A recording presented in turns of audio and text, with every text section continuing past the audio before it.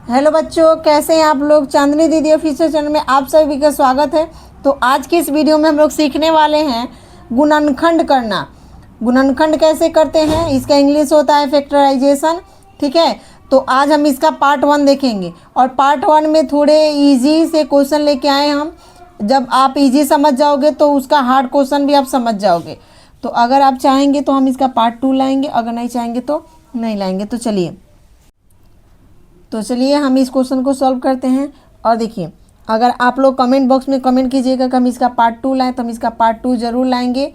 देखिए, ये ऐसा क्वेश्चन है ना कि आपको 8 के बाद आप इसका कहीं भी इसका यूज आपको मिल सकता है, कहीं भी इसको आपको सॉल्व करना पड़ सकता है। तो इसलिए आप लोग इसको थोड़ा गौर से समझिएगा, सीखिएगा। ठीक है, चलिए हल कर लेते हैं। इसका एक और नाम है first into third. First into third यानी फर्स्ट इंटू मतलब गुना, यानी पहले और तीसरे का गुना, और उसके बाद थर्ड को यानी बीच वाले को उस गुने में तोड़ना है। ठीक है, तो इसलिए इसका नाम है फर्स्ट इंटू थर्ड।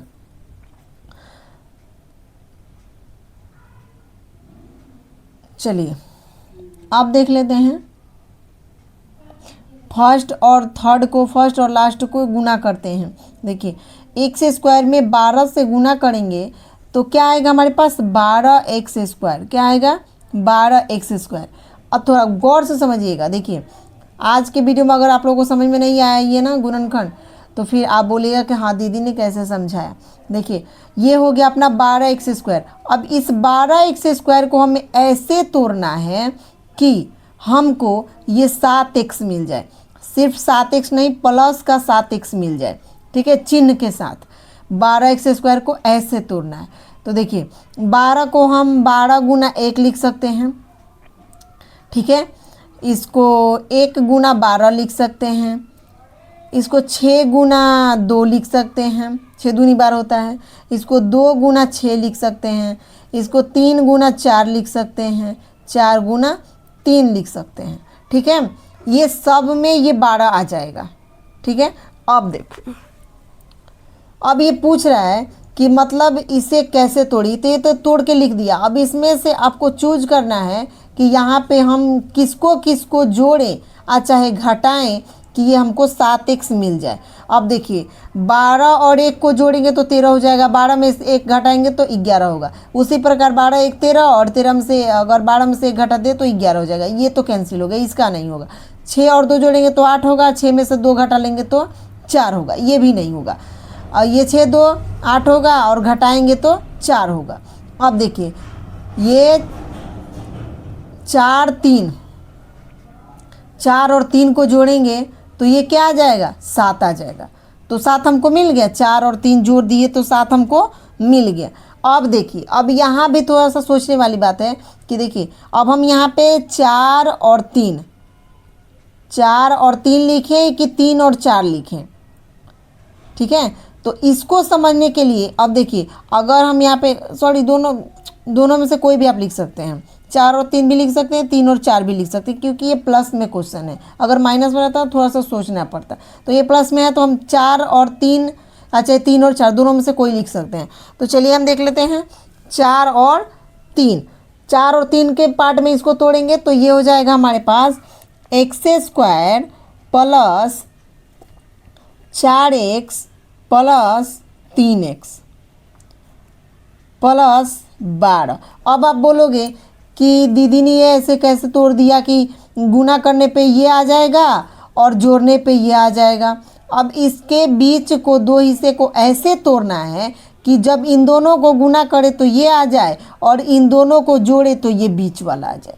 ऐसे तोड़ना है, और वो भी चिन्ह के साथ। चिन्ह का भी मतलब इधर उधर चिन्ह भी नहीं होना चाहिए, चिन्ह के साथ आना चाहिए। ठीक है, तो देखिए हमने 4x और 3x लिया। 4 में 3 से गुना करेंगे तो 12 होगा, और x में 1 से गुना करेंगे तो x स्क्वायर होगा। ठीक है, अब 12x स्क्वायर आ गया।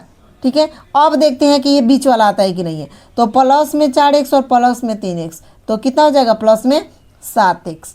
चलिए आगे बढ़ते हैं। अब इन दोनों को और इन दोनों को, ये हमारे पास 2 पार्ट हुआ, 2 भाग हुआ। अब इसमें और इसमें कॉमन लेना है और इसमें कॉमन लेना है। ध्यान रखिएगा कि इसमें 4 ही पार्ट होते हैं, अक्सर 4 ही पार्ट होते हैं, ठीक है। जब हम फर्स्ट इंटू थर्ड का क्वेश्चन करते हैं तो इसमें 4 ही पार्ट होते हैं और दो दो का जोड़ा लगा के उसमें से हमें कॉमन लेना होता है। तो देखिए ये x² है और ये 4x है, तो इसमें से हम दोनों में हमें x कॉमन दिख रहा है। देखिए इसमें 2x है तो 1 निकाल सकते हैं, इसमें भी एगो x है तो एक x निकाल सकते हैं। 4 तो ले नहीं सकते क्योंकि यहाँ पे 4 नहीं है, तो x निकाल लिया हमने। अब x² में से x जाएगा तो हमारे पास क्या बचेगा, x।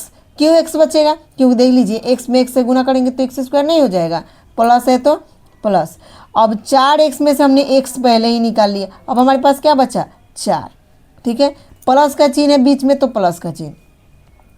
अब देखिए ये 3x और 12 इन दोनों में क्या कॉमन हो सकता है, तो इन दोनों में हम 3x कॉमन ले सकते हैं। क्या कॉमन ले सकते हैं, 3x, सॉरी 3x नहीं, केवल 3 ले सकते हैं, केवल 3 कॉमन ले सकते हैं। क्यों, x क्यों नहीं लेंगे, क्योंकि इसके पास x नहीं है, ये हमें x नहीं देगा, ठीक है। तो 3 कॉमन ले लिया।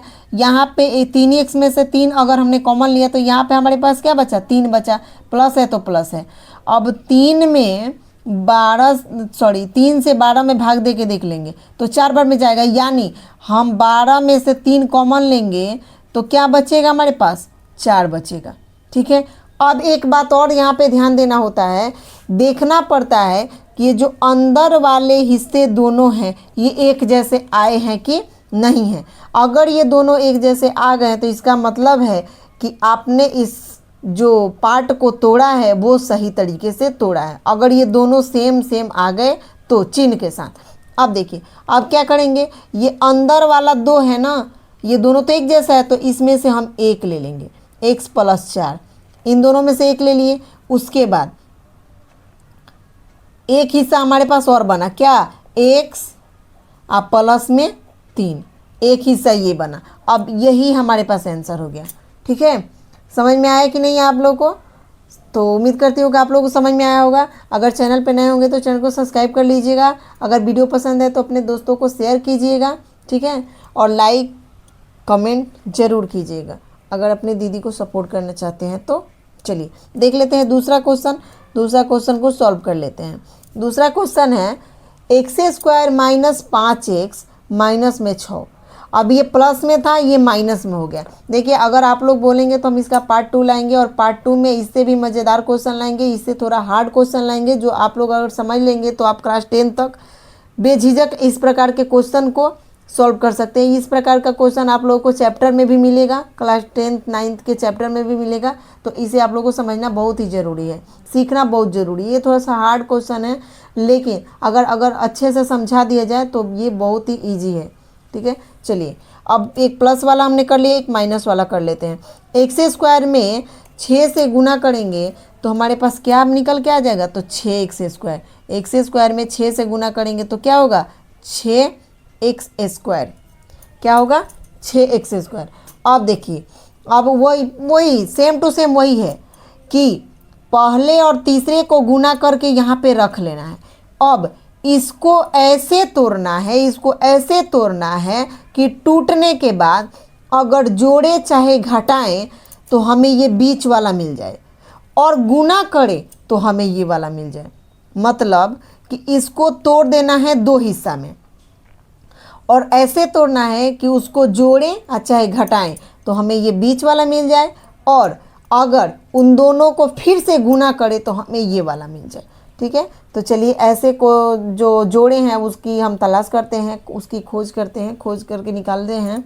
देखिए 6x² इसको तोड़ना है, तो 6x² को हम 1 × 6, 6 × 1, 2 × 3, 3 × 2, और कुछ लिख सकते हैं 6 के लिए, हम नहीं लिख सकते हैं, इसी के पहाड़े में ऐसे ही आएगा, नहीं तो अब कुछ नहीं आएगा, ठीक है। तो अब देखिए अगर 6 और 1 को जोड़ेंगे, 6 और 1 को जोड़ेंगे तो क्या हो जाएगा, 7 हो जाएगा। अगर 6 में से 1 घटाएंगे तो क्या होगा, 5 हो जाएगा। यहाँ पे तो हमें मिल जा रहा है, 6 और 1 को जोड़ेंगे तो, लेकिन हाँ चलिए ठीक है, गुना करेंगे तो ये तो हो ही जाएगा 6, क्योंकि इसी को ना तोड़ के हमने निकाला है। 2 और 3 को जोड़ देंगे तो 5 मिल ही जाएगा। 3 और 2 को जोड़ देंगे तो भी 5 मिल जाएगा, 6 में से 1 घटा लेंगे तो भी 5 मिल जाएगा, यानी सारे कंडीशन इस पे सूट कर रहे हैं। अब देखिए क्या करना है, अब हमें इसमें से कोई सा भी ले लेना है, कोई सा भी, ये नहीं जरूरी नहीं कि आप इसी को ले इसी को ले, नहीं कोई सा भी। तो आप हम इसको ले लेते हैं जैसे कि 2 और 3, ठीक है, 2 और 3 लेते हैं। तो इसमें चिन्ह भी आप लोग देख लीजिएगा, चिन्ह ये माइनस में 5x मंगाना है हमें, क्या मंगाना है, माइनस में 5x। तो देखिए यहाँ अगर हम माइनस लगा दें और यहाँ माइनस लगा दें तो ये माइनस और माइनस जुटेगा तो माइनस हो जाएगा, माइनस चिन्ह वाला गुना जो हमने बताया पिछले वीडियो में आप लोग देख सकते हैं, ये माइनस और माइनस जुटेगा तो माइनस हो जाएगा, ठीक है। उसके बाद 2 और 3 जुटेगा तो 5 हो जाएगा। अगर हम दोनों के पास x लगा देते हैं तो x और x ये x हो जाएगा, ठीक है, यानी 2x और 3x 5x हो जाएगा, और माइनस माइनस जुटेगा तो माइनस हो जाएगा। तो हम इसको ऐसे लिख सकते हैं x² माइनस 2x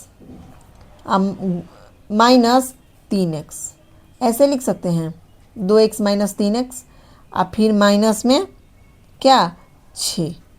अब देखिए आप बोले थे, आप लोग सोच रहे होंगे कि मतलब दीदी बोली थी कि ये दोनों को जोड़े तो ये आ जाए और गुना करे तो ये आ जाए। अब देखिए हम आपको दिखा देते हैं, ये माइनस और माइनस जोड़ेंगे तो माइनस हो जाएगा, और 2x और 3x जोड़ेंगे तो 5x हो जाएगा, ये तो हो गया। उसके बाद ये आएगा कि नहीं, तो 2 में 3 से गुना करेंगे तो 6 हो जाएगा, और x में 1 से गुना करेंगे तो x² हो जाएगा।